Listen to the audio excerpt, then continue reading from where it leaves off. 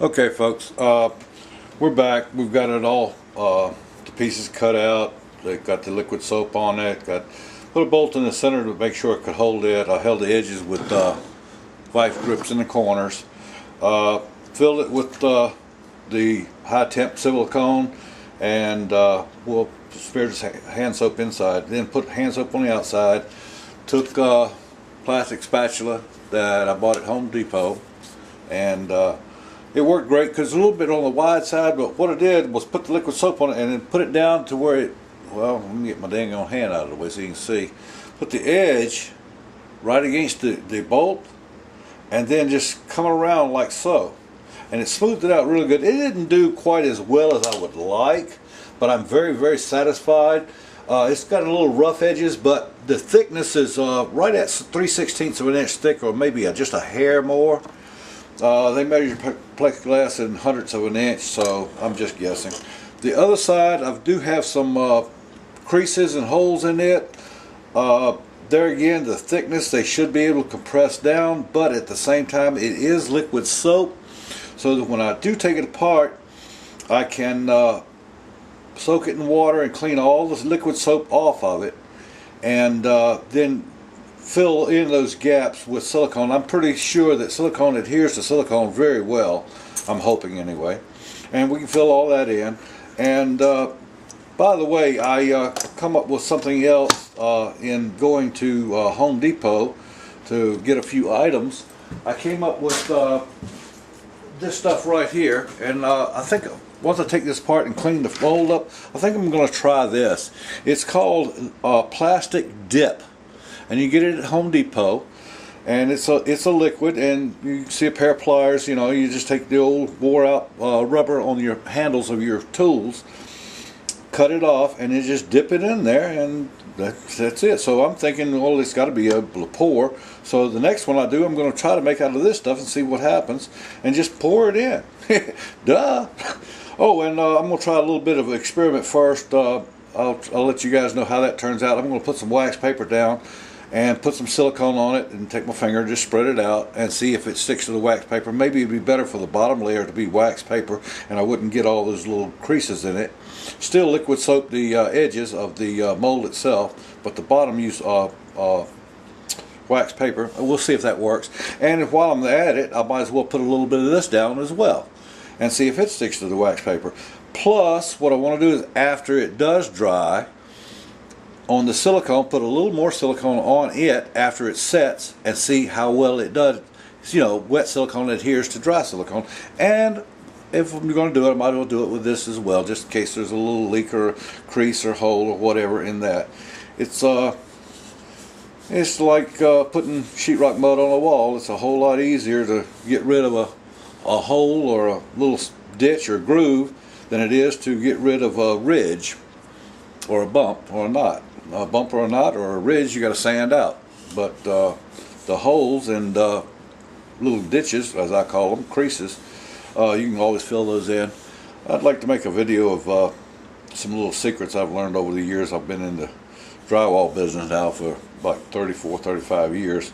So one of these days I'll get around to making a series and showing people in detail. I mean, I've seen a lot of videos where drywallers try to show little tricks, but the thing is, they assume you already know, which most people that have never done drywall don't.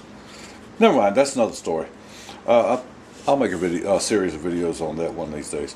But we're going to try a few simple tests on this and see how it comes out. And I'm not going to bore you with the actual tests themselves, but show you the results of them, that kind of thing.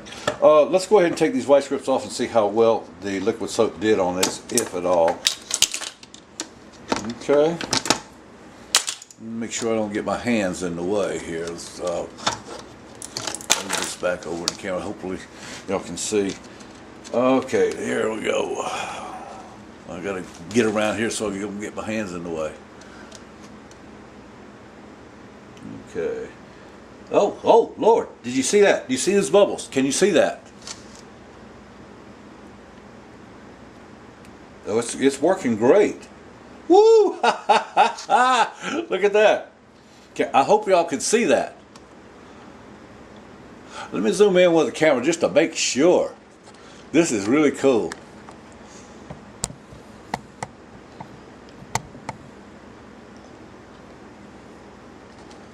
Alright, there we go. Alright. Yeah, I can see it on the view screen.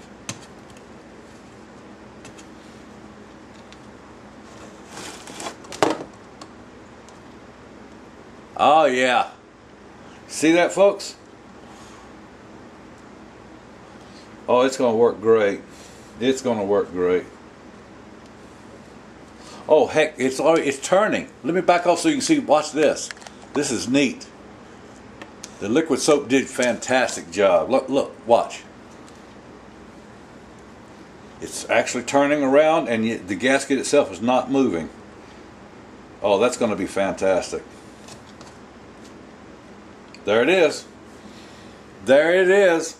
Woo-hoo-hoo. Check it out. Not one bit of silicone is stuck anywhere.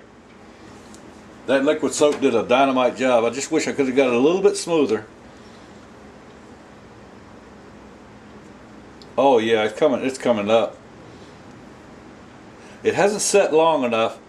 I put it on at about 4 o'clock a.m. this morning, and it's a little after 4 now, so it's been about 12 hours.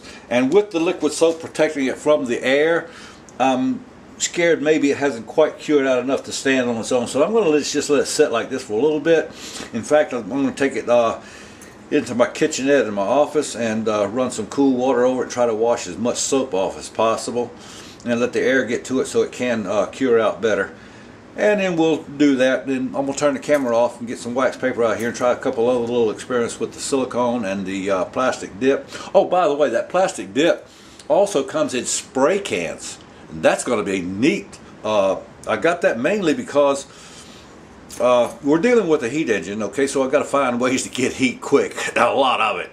So anyway, my laser thermometer that I bought that you guys saw on the last video, when I first got it a couple of years ago, I was like a kid with a new toy, you know. I mean, I was running around here, and I got it in the wintertime. So I was running around here shooting everything with that. And one of the things I would shoot and record, you know, mentally what I was shooting and what the temperature difference was, blah, blah, blah. And I think it was about 26, 28 degrees that day. Sun was shining. It was a nice, beautiful, bright day. That's the way it is in Texas. You can get a bright day where it looks like it's really dynamite, but yet colder than hell. Well, anything colder than hell. Anyway, the one thing that I shot that really amazed me was the tires. The neoprene tires on my pickup truck. The sun was shining down on them on an angle, and they were reading 140 degrees in the open with no glass wind protection or nothing. Yet I would shoot the black plastic bumper, and it was only reading about 110, 112. And then I shot a few other things like pieces of wood that were, you know, out of the wind, but they were black or dull gray sometimes, and they would show about 85, 90 degrees. So I'm thinking the neoprene black and like on a tire absorbs a lot of heat very well. So that's why I bought the plastic dip spray, because we're going to take some aluminum, because aluminum is supposedly a good conductor of heat, and we're going to spray one side of it with this plastic and put it in a glass enclosure. Of course, one side is going to have to be open so I can get a good clean shot with the laser, and we'll test that. In doing this cold steam turbine, like I said in my last video, I have never done this before. So I'm experimenting with new things and new ideas and seeing what comes up, and hopefully some of the things that I test and experiment with will help somebody in something else they're doing. Maybe they're not building a cold steam generator, but they're wanting to do something else and need a way to make a gasket. I mean, a good air sealed gasket. Okay, well, here we're learning. Okay, and if you watch my videos, maybe you'll just learn right along with me. You know, one of the things I did learn was the hand soak in the silicone. Okay, but I knew that, and it worked just like I thought it would, so that's really great. All right, you guys have a great weekend, and we'll see you on the next video. By the way, this is just going to be one little clip of this one. I'm going to set up the other tests and make clips of those and put them all together for one video. Okay, bye.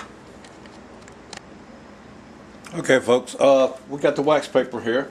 It's cut right, supposedly the best. Of course, I don't know. That could be just plain advertisement. But anyway, we put some over here and smeared it out. I had some left on the night, so I smeared it over here. I only did this about an hour ago, and this is that bathtub stuff. It says it's shower ready in 3 hours, but it's cures out in 5. Oh no, that says 5-year protection. We'll find something a little bit better than that. I think they make some 20 or 30-year silicone. Anyway, we're going to set it set, and then we're going to put a little bit more on top of it, let that set, and see how well it adheres to it. And also we're going to try to pull it off the wax paper and see how well that works. I just happen to have some tinfoil lying around, so I said, what the heck, I'll give it a shot, see what happens. All right, now I came up with a really neat idea, and I want to show you guys. In fact, I want to do it with you right now. And like I said, I'm just experimenting and playing with different ideas, so bear with me and enjoy right along with me. Okay, I've got a piece of wax paper down here, and this is the ring that we cut out to make the other gasket out of silicone. This is what was left, so I took some a file and really smoothed the edges up really good as best I could. Then I took some 4/0 steel wool and rubbed the inside to kind of like polish it up some. Shouldn't have done that. Actually, for what I'm going to try, I should have taken some like 120 or 180 grit sandpaper and just barely sanded the surface. But we're going to see what happens. What I'm going to do is lay it down on the wax paper, and then I'm going to take the plastic dip spray, if you can see that, okay, and I'm going to spray coat that. Now what I'm going to do is just wait a few minutes and let it set, give it another coat. I'm going to try to give it 3, 4, 5 coats. I'm going to try to build it up as thick as possible. The thing is, what I'm thinking is the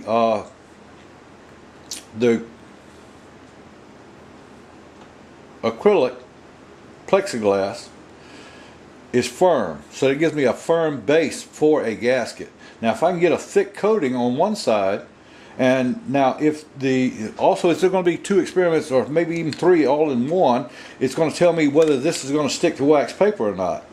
If it doesn't, fine.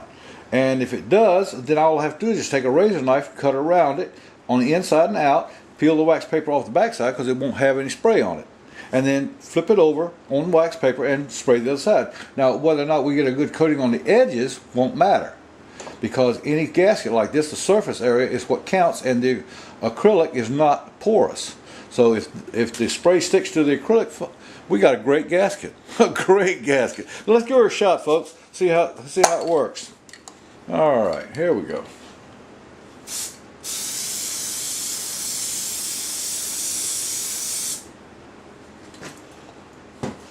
I'm going to shoot the inside as well, just for the heck of it.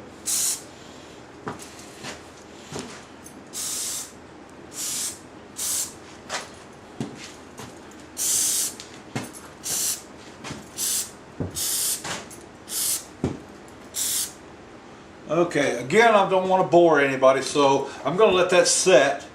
Oh, that's on real thick. Woohoo!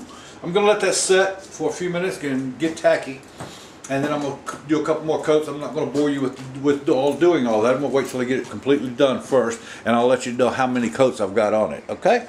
And we'll see how all these experiments come out. Well, folks, so much for the dip it spray. As far as making gaskets, as you can see, it doesn't come out all that smooth, leaves unbelievable craters. There must be another way, like brush it on or something, but or you actually just dip it. It might come out a little bit smoother. I'll try something else and just see if that works better. Probably from the thickness of it, I'd say, well, of course I haven't opened the dip can yet, And I'm thinking there's a possibility that with the dip can, we might need to actually dip it and wait and dip it several times. But we'll see. This is, by the way, this is 5 coats, and 3 of them were extremely heavy. That could be part of the reason for the cratering. I don't know. I'm not sure. But somebody else can try experimenting with it if you wish. I'd appreciate it, and let me know how you come out. It does peel off the wax paper pretty well, as long as it's really thick. So, but there again, it's thick enough to peel off, but it's not thick enough to make any gaskets material out of. So as far as spraying it on as a gasket material, that's a bust. Okay. However, I still have great hopes for it as far as a coating on a solar heat collector, because it is a vinyl, neoprene vinyl, and flat black, and it will soak up a lot of heat, a lot better than just a shiny piece of aluminum. I'm thinking when we coat a thin piece of aluminum, I've bought a roll of aluminum gutter flashing, roof flashing from Home Depot, and I'm thinking about taking some like 60 or 80 grit sandpaper and just like scoring it so that the spray will adhere to it better. That seems like it would work pretty good, but we're still going to check that out. Now let's go over here to the silicone on the wax paper, see what's happening to it. Okay, alrighty, here we go. Let's turn the camera around here and get a picture. Okay, what I did here is I just made a circle on wax paper and put another wax paper on top of it, and took a piece of plexiglass and just laid it on it just for a few seconds to flatten it out. See if possibly we can make a gasket that way. That seems to working out okay. However, it is sticking to the wax paper quite a bit. I haven't taken my heat gun and heated it yet. I'm hoping that with the heat gun I can release the wax better, but there again, if I do, I'm afraid it's going to leave a wax coating on the silicone. Where I left it wide open at, it's not bad at all. If you roll it with your finger, it rolls up pretty good and comes loose really, really nice. If you try to pull it though, it comes apart on you, because of course it's not that thick either.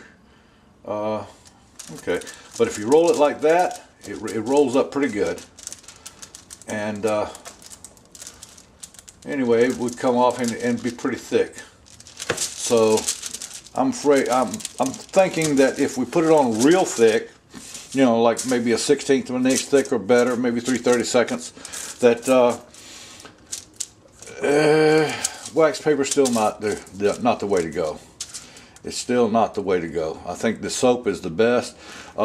If I had to put some soap down here, hand soap, and put my bead of caulking out, and then just use this, not the wax paper, and put hand soap on it, place it down to make like a circle. It wouldn't be a pretty circle, but from it you could cut a gasket out of it. So it's not a bad idea. And as far as the neoprene caulking,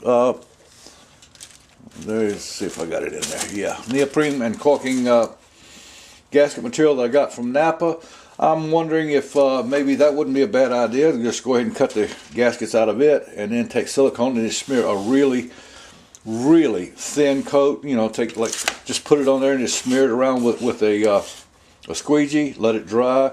Cut your gasket out, and then seal the edges. Because if it's porous through, it's going to be porous on the edge. Okay. I'm just trying to test just materials to see how easy it is to make really good airtight, super airtight gasket material. Okay, all right, so much for that. We're going to try something else a little bit later, and that'll be enough for this video, I guess, unless something else comes up before I publish it. But you can see I'm working on it. All right, good night, folks. I got a long day tomorrow.